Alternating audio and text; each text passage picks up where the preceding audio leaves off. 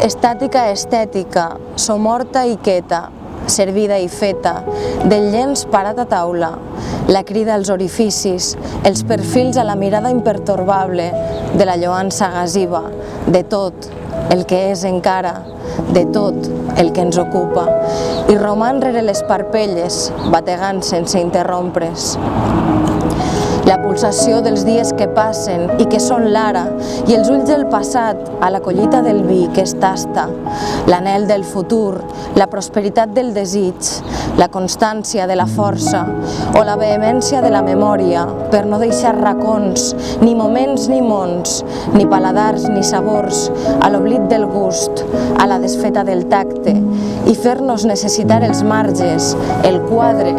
els rostres, dins el diari clandestí de cada dia,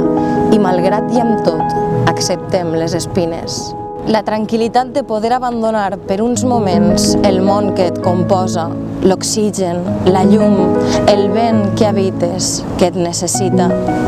Reunir-se a taula és baticor o és corpresa, o bé encontre o bé avinentesa, o és abric o bé recer, o punt de contenció o vòrtex, o circumspecció o mesura, o dolçor o llima o acidesa.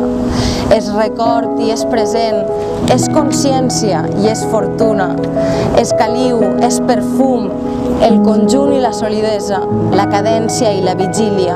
carregar les columnes del jorn rere el llom, la quotidianitat dels fers, dels somriures, de la vida, les necessitats ocultes, als paladars de la rutina.